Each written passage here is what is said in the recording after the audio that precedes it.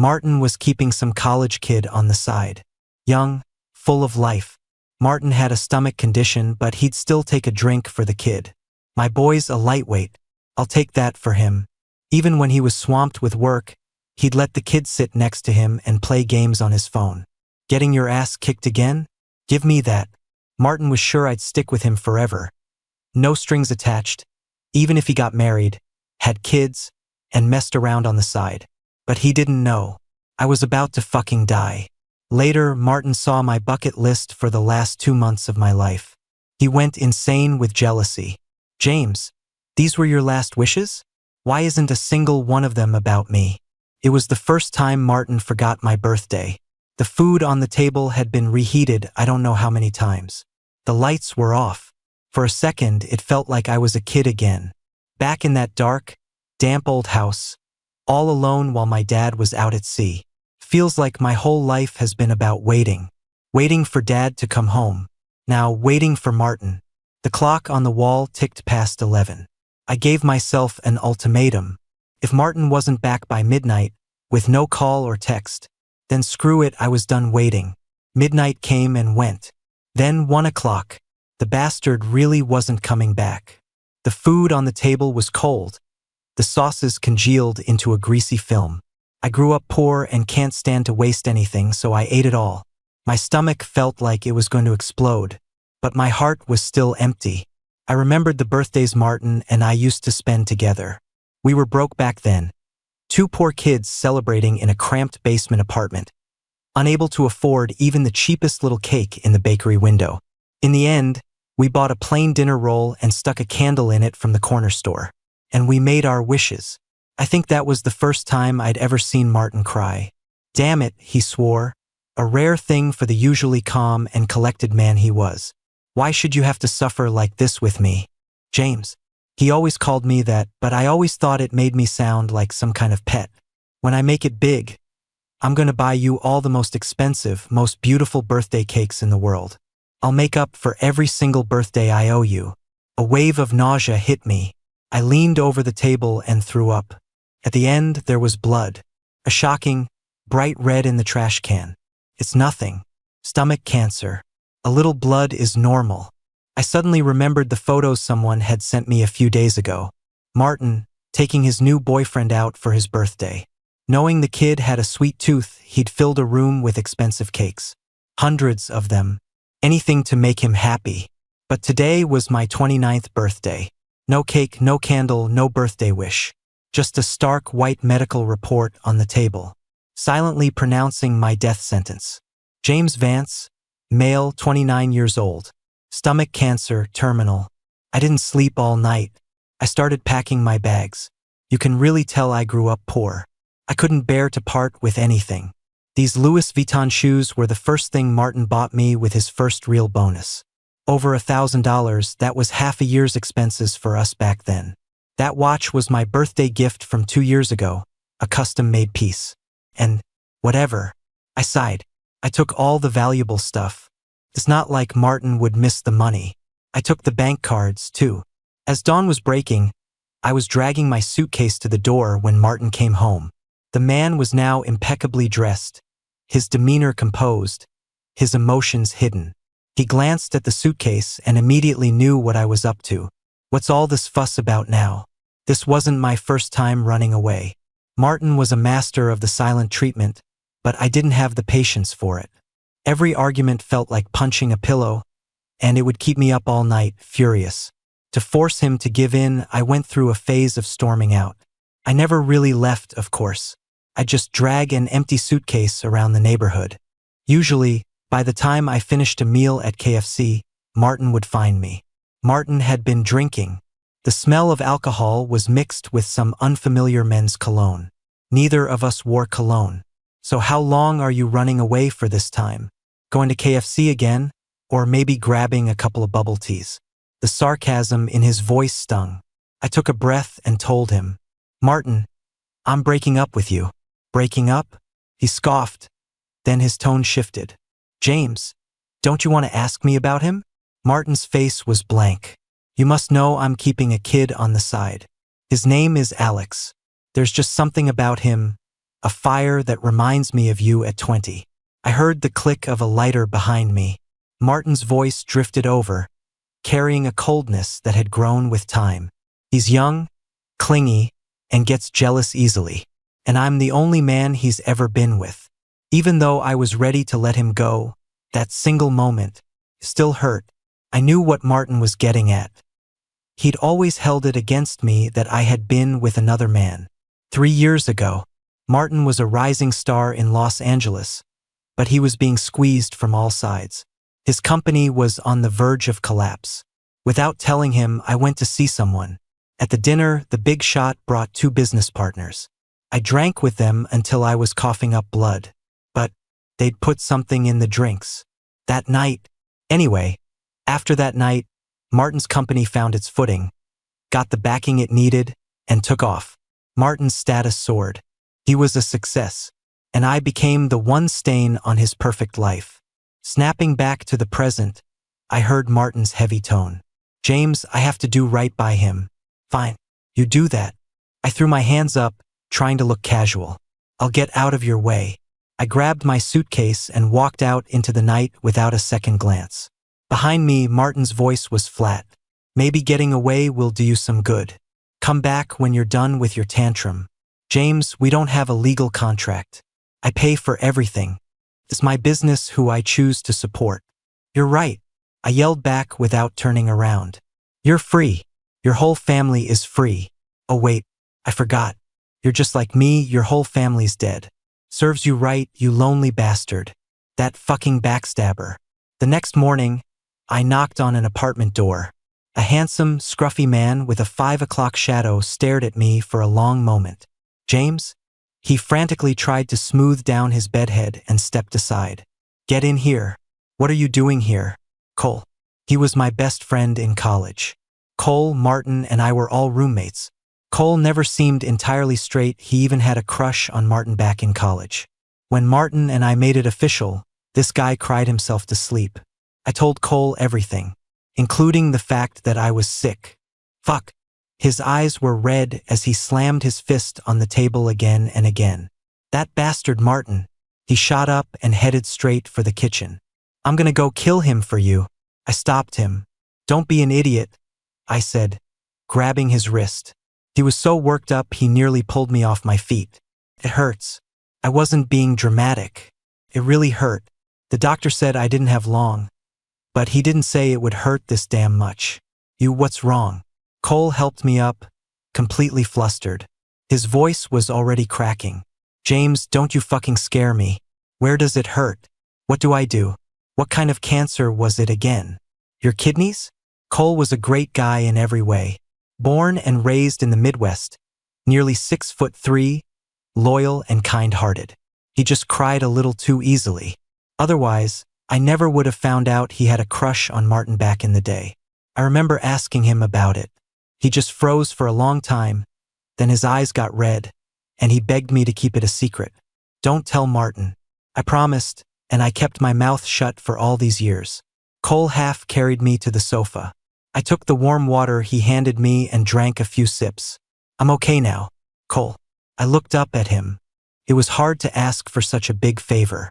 The doctor said if I don't get treatment, I might have 2 months left. For these next 2 months, can you help me? Cole's eyes instantly turned red. How long would you live with treatment? James, let's do the treatment. If you don't have the money, I do. With treatment, maybe an extra month? The cancer has spread everywhere. Treatment would just be about dragging it out. Cole, I don't want to spend my last few days hooked up to machines, not really living. You get that, right? If it's not too much trouble, I'm putting the last 2 months of my life in your hands. With that, I handed him a bank card. This is the money I've saved. When I die, it's all yours. Use it to get married. Stop talking about dying, Cole said, his face grim. He shoved the card back into my pocket. You take your money and you live to be 100, you asshole. I made myself a bucket list. With my life coming to an end, there were too many things I wanted to do. I kept cutting it down, simplifying it until only a few things were left. The first thing, I wanted to see the celebrity I'd admired for years, Julian Vance. I'd been a fan since high school, but I was probably a bad fan. I never got into stan culture or bought any merch. I just quietly liked him for years, watching him shine on stage, and then watching his star slowly fade until people started calling him a has-been. I never thought about meeting him before, but now that my life was ending, it felt like a regret. Why did I waste all my youth and energy on that son of a bitch Martin? My original plan was to meet him at the airport or go to one of his events. But Cole is a true friend. He messaged Julian's team every day, pulled every string he could, and somehow he actually got in touch with him. Julian Vance agreed to meet me. The thought of a private meeting with my idol of so many years, I was so nervous I could have died. I tried to light a cigarette to calm my nerves, but couldn't get the lighter to work. Pathetic. Cole grumbled from beside me, took the cigarette, lit it, and stuck it back in my mouth. That evening, Cole suddenly got a call from Martin. "Is James with you?" Cole snorted. "None of your damn business. Shouldn't you be with your boy toy? What, did his young ass not fuck you into a coma yet?" Covered my face. I knew Cole was trying to stand up for me, but his language was a bit much. Martin was used to being treated with respect. His voice instantly went cold. "Put James on the phone." No. Cole didn't back down an inch. "James, I know you can hear me." Martin paused. He knew better than anyone how much I loved him, which is why he could threaten me with such confidence. "Come back and we can talk this out properly. If you keep throwing a fit, you'll have to face the consequences." I didn't say anything. Martin understood. "Getting bold, are we? You better hope you die over there and never come back." He hung up, furious.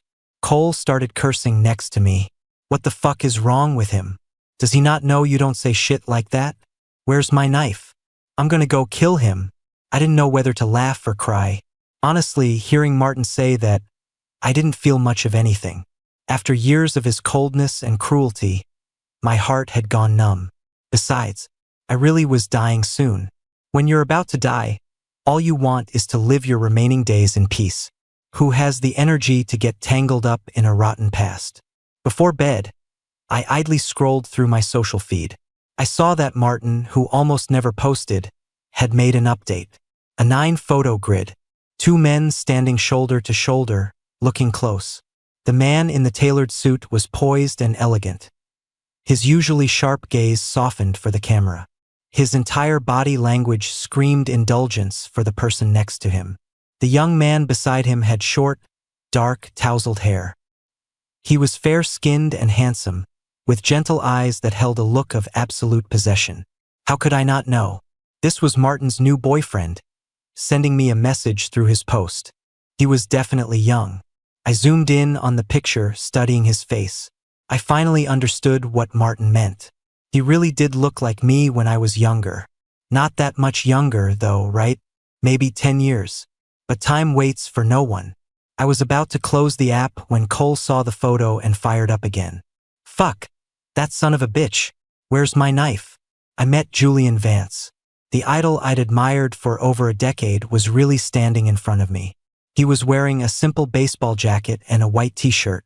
He hadn't used his terminally ill fan as a publicity stunt to alert the media.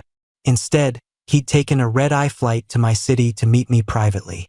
Like a friend. In that moment, I knew. All these years, I hadn't been cheering for the wrong person. In the private room, once he understood my condition, he was quiet for a moment. "I know I should probably tell you to get treatment. If money's an issue, my foundation can help. But, to be honest, if it were me, and I knew there was no hope for a cure, I'd also choose to live my last days on my own terms." He looked at me quietly. "Do you have any wishes? If I can help, I will." "No," I said, a little starstruck. The fact that a star who was once a household name would fly to another city to meet an unknown fan was already incredibly moving. Because his schedule was tight, Julian stayed with me for almost an hour. The whole time, I felt like I was in a dream. Before he left, I worked up the courage to shake his hand. "You're going to make a huge comeback. I mean it. My gut feelings are always right, and you really, truly deserve it." Julian smiled and shook my hand. "Thank you. I hope you can live the rest of your life to the fullest, just as you wish." He gave me a slight nod. "Thank you for all the years of support." In that moment, my life, in some small way, felt briefly perfect. I didn't leave the room until long after Julian had gone. Cole was squatting in the hallway. When he saw me, he stubbed out his cigarette and waved the smoke away. So, in college, everyone in our dorm knew I loved Julian Vance. But Cole was the only one who couldn't stand him. Now, though, his attitude had completely changed. I gotta say, that Vance guy is actually pretty cool. No wonder you've liked him for so long. With that, Cole pulled out my bucket list. He drew a checkmark next to the line "Meet my idol." You holding up okay? Yeah. Alright, then on to the next one. Visit our old college campus. Cole drove me back to our old university. It had been 7 or 8 years since we graduated. The grounds were familiar, but the students were all new faces. The food stalls that used to line the street were all gone, and our favorite cheap restaurant had a new sign. Cole, however, seemed excited. James, that breakfast spot used to be a little diner, remember? You loved their chicken fried steak. You were such an idiot back then. You'd get the steak and give the best part to Martin, and you'd just eat the mashed potatoes with gravy. And that hot pot place, super cheap. The three of us would pool our money for a feast whenever we were craving it. You'd give your meat to that bastard, and I'd feel so bad for you, all skinny and small, that I'd give you some of mine. He raised an eyebrow. I was the better friend, right? Cole went on and on. But everything he said was about me. Just as I was starting to feel like something was off, Cole seemed to realize it too and pulled me into that old hot pot place. Come on, I'm starving. Let's see if the food is still any. He stopped mid-sentence. The restaurant was tiny, with only 4 or 5 tables, all in plain view. At the table in the back sat Martin and his new boyfriend. Martin, who after making it big never ate at dives like this, was cooking slices of meat for his new flame. Fuck, Cole cursed, strode forward, and punched Martin right in the face. Martin took 2 punches from him. The kid next to him, like a protective pup, immediately bristled. Who are you? What gives you the right to hit him? Cole spat. The right of being your daddy. Seeing that they were about to gang up on him, I rushed forward and shielded Cole. Martin's face was dark, his eyes sweeping over me and Cole. His voice dripped with sarcasm. So protective. What, are you two a thing now? His contemptuous gaze hit a nerve. Cole's face changed, and he raised his fist to swing again, but I stopped him. I held on to Cole's hand. It was warm, a little rough to the touch. When I grabbed it, his whole body went rigid, and all his fiery anger seemed to vanish at my touch. I don't know, maybe my being so close grossed him out. Yes. I looked at Martin calmly. I made it very clear the other day. We're broken up. Cole made a move. Stiffly, tentatively, he interlaced his fingers with mine. I held up our joined hands and smiled. This is my new boyfriend. I assume you've met? Martin said nothing, but his eyes grew colder. After all these years together, he could tell I was serious. His new boyfriend was the first to laugh. Well, that's perfect. Martin's been wanting to dump you for ages but couldn't bring himself to do it after all this time. You're surprisingly self-aware. The pain in my stomach was back. It always came without warning and was incredibly hard to bear. I leaned on Cole's arm, practically collapsing against him. Cole reacted instantly, wrapping his arm around me to hold me up. Let's go. Watching these 2 scumbags eat is making me lose my appetite. Let's go home and eat. I gripped his arm, my knuckles turning white from the pressure. The pain was so bad I could barely stand. Yeah, let's go home. We took 2 steps, and then Martin's voice came from behind us. He had been the one in control in this relationship for so long that even his attempts to be conciliatory sounded harsh. James, he paused. If you come back now, I can give you one more chance. After all, it's been 10 years. He was trying to guilt me with our history, with our shared time. But he didn't know.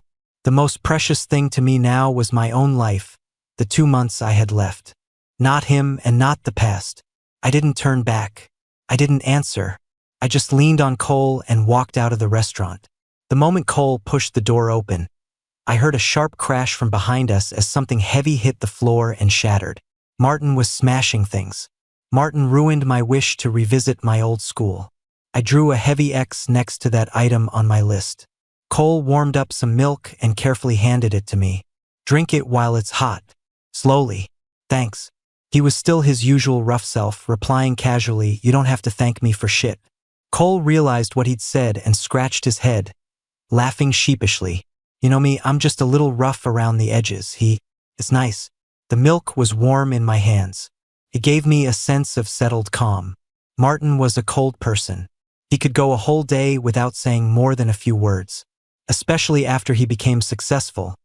His naturally distant personality was mixed with the arrogance of a man in power, making him even harder to connect with. Being with him for so long had been incredibly suffocating. Sometimes I even wondered if my illness was brought on by all the stress. All that repressed anger had to turn into something. "What are you thinking about?" Cole sat down next to me.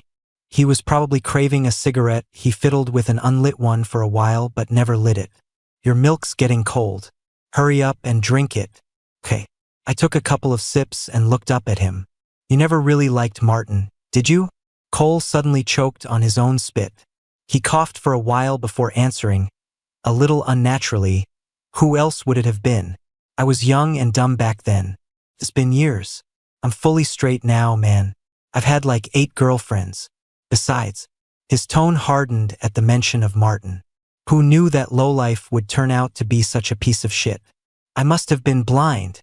He patted my shoulder. "Don't worry, James. I'll never leave you. The 3rd item on my bucket list. Go up north. See real snow. I was born and raised in the South. I can only remember it snowing twice in my city, and the flakes melted almost as soon as they landed. It never even left a thin layer of white. The one good thing is that it's winter now. Otherwise, with my body in this state, I definitely wouldn't make it to next winter." Cole booked the tickets and flew me to a city that was supposed to get snow the next day. For a trip of just a few days, he packed 2 whole suitcases. They were filled with thick clothes for me. "It's cold up there, and you're weak right now, so you need to bundle up. You have to wear a hat, gloves, and a thick scarf. Oh, and a mask." The night before we left, he fussed around, packing everything. I just sat on the bed and watched him. At the end of my life, a very selfish thought popped into my head. What if the person I had ended up with was Cole? How nice would that have been? But life doesn't have what ifs. And it was a good thing I wasn't with Cole. Otherwise, with his deeply emotional nature, how devastated would he be when I died?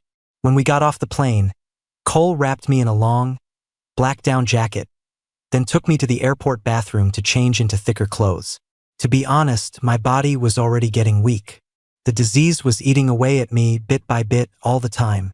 Cole was so worried that he came into the stall with me to help me change.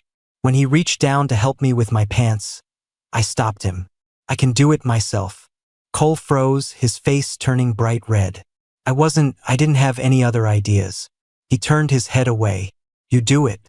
I'll wait for you by the door. Call me if you need anything." The clothes Cole had prepared were all incredibly thick. I layered them on as he'd instructed until I felt like a clumsy teddy bear. When I pushed the door open, Cole stared at me for a couple of seconds. Then he grinned and threw his arm around my shoulders. "Let's go. Time to see some ice sculptures and eat popsicles." On the way, Cole asked me 1,000 times if I was cold. I kept shaking my head. It must have been cold. The weather report said it was well below 0. But he had bundled me up so thoroughly. From head to toe, only my eyes were showing. Even my hands were covered in fleece-lined gloves. After a while, the cotton mask grew damp from my breath. It was a little uncomfortable, but I was happy, happier than I'd ever been. I saw the ice sculptures. They came in all shapes and sizes, so lifelike they seemed almost magical. And I saw snow. I used to think the descriptions in books of snowflakes as big as goose feathers were an exaggeration. But seeing it with my own eyes, I realized it was true. The sky was full of falling snow, blurring the light from the street lamps. When it landed on my clothes, I was amazed to see it was really shaped like the snowflakes in storybooks. Nearby, people were having a snowball fight, laughing and yelling. It was incredibly lively. While Cole was busy recording a video, I bent down, packed a snowball, and hit him in the back of the neck. The snow melted down his collar, and he flinched from the cold. "Hey, a sneak attack, James?" He immediately put his phone away to get me back. But he didn't dare to throw a real one. The little clumps of snow he tossed at me weren't even half the size of my fist. Later, when he wasn't looking, I tackled him and pushed him into a snowbank. We both sank into the deep snow. Cole instinctively wrapped his arms around me to protect me. He held me tight through our puffy jackets. We rolled once. When we stopped, we were face to face. So close our noses were almost touching. Cole froze instantly. Snowflakes landed on his eyelashes, melted, and then froze again. He blinked, his movements stiff. Then he suddenly snapped out of it and pushed me away. He scrambled to his feet, flustered, then pulled me up too. Get up. The snow is cold. Are you cold? Cole bent down to brush the snow off my jacket and pants. I know a great hot pot place nearby. Come on, let's go get something warm to eat. Cole took me for hot pot. It was surprisingly delicious. The lamb was thick and didn't have a gamey taste. Mixed with pickled cabbage and drenched in sesame sauce, it was pure bliss. The only thing that ruined the mood was a phone call I got halfway through the meal. It was from Martin. Hi, we're calling from the Starlight Lounge. This gentleman is very drunk. Could you come and pick him up? No. But the person on the other end sounded troubled. You're the only emergency contact in his phone. He's very drunk, and he just threw up some blood. You should really come down here. I put a few pieces of meat onto Cole's plate, my voice calm. Then you shouldn't be calling me. You should be calling 911. With that, I hung up. Cole sat across from me, studying my expression through the rising steam. If you're really worried, I can get a friend to. I'm not. I snuck a sip of his iced beer while he wasn't looking. The meat was a little dry, much better now. Cole quickly snatched the glass back. Just one sip. No more. Okay? I nodded and said okay. But when Cole went to the bathroom, I snuck 2 more sips. If I didn't drink it now, the next time would be when Cole was pouring one out on my grave. While Cole was still in the bathroom, Martin's number called again. I declined and he called back. I blocked him and he called from a different number. I was getting fed up. What? James, the bartender told you I was throwing up blood. Why didn't you care? Martin's voice was hoarse as he questioned me. Aren't you worried? And those pictures on my feed, you saw them, right? Weren't you jealous? The more he spoke, the lower his voice became. He was even trembling slightly. James, you seem different. Why? Why? Because my heart had been put through his emotional ringer for years, and all my hope had been worn away. Because I used to worry, I used to be jealous, but it never did any good. Because I was about to fucking die. In the final stage of my life, all I wanted was to let him go, get away from him and just be myself, free and easy. Because I didn't love him anymore. I used to think that falling in love happens in an instant, but falling out of love takes forever. Now I realize that's not true. Loving someone can take 10 years, but giving up on them, sometimes that only takes a moment.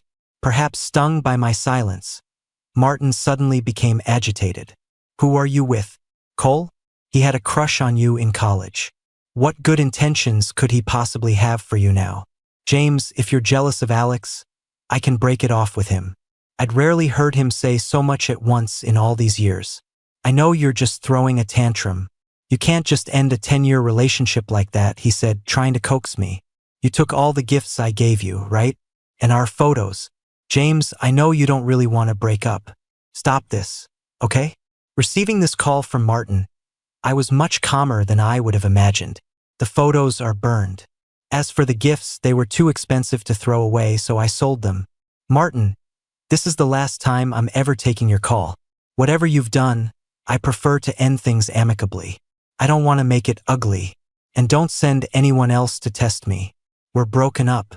Even if you dropped dead on the street, I wouldn't give you a second look. After I said that, I hung up. I turned off my phone.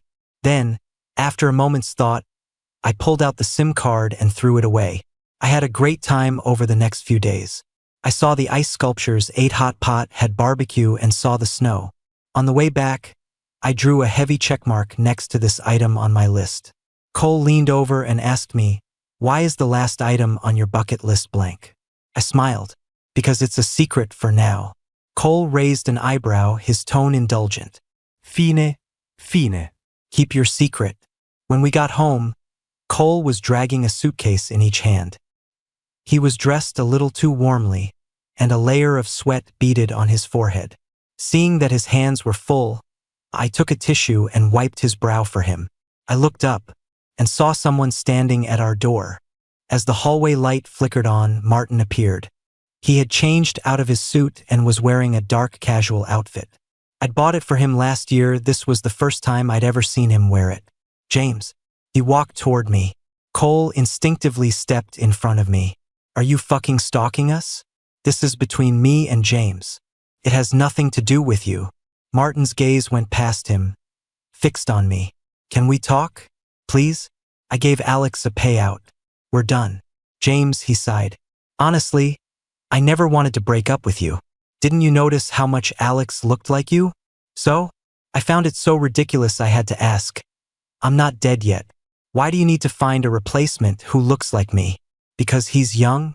Or because he's clean? For the first time in years, I brought up that night.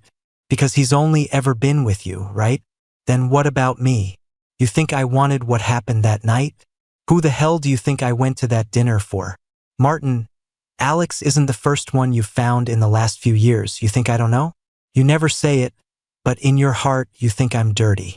Because you can't face yourself. You're way dirtier than I am. Why were the contact details for those two executives on your desk? Was it just an accident? You didn't know beforehand that they were into men? You knew everything.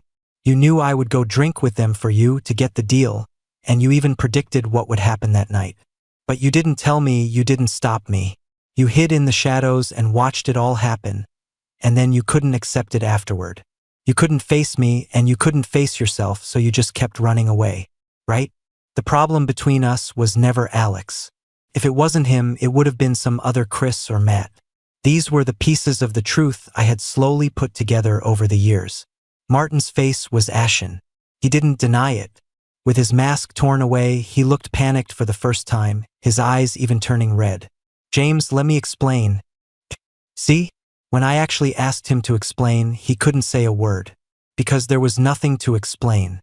Cole, standing next to me, didn't know the whole story, but he seemed to have understood the gist of it. His eyes instantly turned red. He looked like he wanted to scream at him, but when he opened his mouth, no sound came out. Finally, he dropped the suitcases, grabbed Martin by the collar, and slammed him to the ground, punching him again and again. Martin didn't fight back. He just lay there, a pathetic mess on the floor, his red-rimmed eyes looking at me. He couldn't say a single word. For all these years, my love and guilt had tortured me. And he, the one who benefited from it all, had played the victim for so long. He knew everything but chose to deceive himself and push all the ugliness onto me. Martin, after Cole's strength gave out and he let go, I looked down at the man on the floor, who looked like a beaten dog. The most disgusting thing that ever happened to me in my entire life was being with you. And trust me, you will get what's coming to you. I patted Cole's shoulder. Let's go home. Okay. Cole obediently picked up the two suitcases and followed me inside. For the rest of the night, he looked at me with an expression of bone-deep sympathy. He looked like he wanted to ask something but stopped himself several times. It wasn't until I was almost asleep that I heard him whisper to me, over and over, James, did it hurt? Were you scared back then? The second to last item on my bucket list. Host a concert. Not for me, for Cole. He's a rock singer.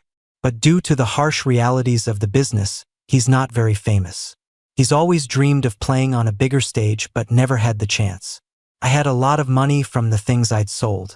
Lately, I had been secretly pulling strings, calling in favors, and spending a lot of money to organize a concert for him. The day the permits were approved, I told him. Cole was stunned for a long time. The nearly 6'3" man's eyes slowly turned red. Are you a fucking idiot? He choked out, you're in this state and your bucket list still has me on it. I'm not even famous. This is a waste of money. Who says you're not famous? I smiled at him. To be honest, I thought that if the ticket sales weren't great, I'd just hire people to fill the seats. But I didn't need to. The tickets sold out almost immediately. Cole, a lot of people love you. They love your music. In the days that followed, I went with Cole to his band practices every day. With a guitar in his hands, Cole seemed to glow. He would ramble on and on about his dreams for the show. On the night of the concert, you're gonna sit in the front row, right in the center where I can see you. How about we wear matching outfits? You better clap for me from down there. If I catch you slacking off, you don't get dinner. Do you think I'll be too nervous and forget the lyrics at my first concert? I smiled and said he wouldn't, but my smile felt a little forced. I quietly watched the bright, happy man beside me, an unbearable sadness welling up inside. I felt so sorry for him. My final wish was something I had written and erased many times. I had thought about getting revenge on Martin, but it felt like a waste to use the last of my energy on a worthless person who was no longer part of my life. I wanted to use my remaining strength to put on a concert for Cole, to watch him shine on stage. But I overestimated my own body. It seemed I wasn't going to make it to his concert. James is dead. That liar. He threw me the first concert of my life. But he didn't show up. He died on a rainy day. That night, we had both gone to bed when he suddenly said he wanted to hear me sing. I groggily said okay and sang one of his favorite Julian Vance songs. When I finished, he didn't say a word. I laughed and said, "Did you fall asleep? Am I singing you a lullaby?" But when I leaned over to tuck him in, I realized something was wrong. James was gone just like that, without a sound. In the middle of my song. I must have been in too much shock, too much grief, too much panic, because my memory of that night is a blur. There are even gaps. I don't even remember how I called the ambulance, or how I got to the funeral home. On the day of the funeral, it was raining endlessly, as if the heavens themselves were mourning his passing. Somehow, Martin heard the news and rushed over, wearing an ill-fitting, wrinkled black suit. It looked like the one James had saved up to buy for him years ago. I remember it. James asked me to go shopping with him. The man was a fool, skipping meals and breaking a single bun in half to eat over 2 days, just to save up for months to buy a suit for Martin, who was just starting his business. But after Martin made it big, that suit sat at the bottom of a closet, collecting dust for years. Martin's face was pale. He staggered to James's memorial photo, his lips trembling, unable to speak. I walked up and kicked him behind the knee. "Now that you're here, kneel down and light some incense. Who are you trying to fool with this deep love act?" Martin fell to his knees, his hands clenched into tight fists, slamming them on the floor again and again. Blood seeped out, slowly staining the tiles red. "Why?" He was sobbing. "Why didn't he tell me he was sick? I have money. I could have gotten him the best doctors, the best medical team, maybe he could have been cured. Why didn't he tell me he was sick?" Martin pushed himself up from the floor and looked at me, hoping I could give him an answer. I stared at him coldly, because in his heart you were a nobody, a stranger. Who tells a stranger whether they live or die? The light in Martin's eyes dimmed. Then he saw the piece of paper in front of the memorial. James's final bucket list. The last glimmer of light in his eyes finally died. He suddenly burst into tears. His eyes red. He stared at James's black and white photo, nearly mad with jealousy. "James, your last wishes, why were none of them about me? You didn't want anything to do with me, even in death?" James, in the black and white photo, James was smiling gently. He would never give him an answer. I couldn't watch anymore. Just as I was about to hit him, police sirens wailed outside. Soon, officers came in and pinned Martin to the ground in front of the memorial. That's when I found out. When James said Martin would get what was coming to him, it wasn't just an empty threat. All those years he had been with Martin, from the very beginning of the company, he knew every transaction, every deal. Of course, he also knew his weaknesses. In the last moments of his life, he had turned over all the evidence of Martin's crimes to the police. I had heard a little about Martin's dealings from James. It would be enough to put him away for decades. As the police pinned him to the ground, Martin understood. He looked at James's photo in disbelief, his eyes instantly turning red. So many emotions flickered in them. Shock, grief, despair. He had always been so sure that James loved him to his very core. That's why he had dared to mess around so carelessly, to hurt James without a second thought. But he had never imagined that James would stop loving him. He had never imagined that before he left, James would personally hand over the evidence that would send him to prison. Even as the police dragged him away, Martin kept his eyes fixed on James's photo, as if silently asking him why. Looking at Martin's desperate gaze and red eyes, I only felt that it was all such a waste for James. Just crocodile tears. Was he afraid of his impending prison sentence? Or was he devastated by what James had done? Maybe both. But either way, he reaped what he sowed. After Martin was taken away in the police car, I turned back to James's photo. Hey James, see? You were right. A guy like Martin was bound to get his punishment sooner or later. In the end, I did have my first concert. I stood on a huge, high stage. In the audience, there were so many people who liked my music. The moment all the spotlights hit me, James's face suddenly appeared before my eyes. He was wearing the white shirt he used to wear in college, smiling at me, saying, "See, Cole? I told you you could do it." James was the best-looking guy I had ever seen in a white shirt. Actually, I was originally straight. I even had a crush on the prettiest girl in the class next to ours in high school. But on the first day of college, I saw James, standing tall and clean in a white shirt like a young poplar tree. And suddenly, I felt something different. But I never dared to say it. Because he had a boyfriend, Martin. If I didn't say anything, I could stay by his side as his best friend forever. If I said something, I wouldn't even be his friend anymore. So, when he mistakenly thought I had a crush on Martin, I just went along with it. The only lie I ever told James in my entire life was that I loved someone else. But I'm also glad that James died without ever knowing I loved him. That's why I could be his best friend without any awkwardness. Why I could walk with him through his final days. And why I could handle his funeral arrangements. My thoughts came back to the present. I stood on the highest stage he had pushed me onto, looking out at the sea of lights in the audience. My eyes scanned the crowd. I could still see the front row center seat. It was empty, with just a small bouquet of flowers placed on it. That was James's seat. If ghosts are real, you bet. He definitely came to my concert tonight.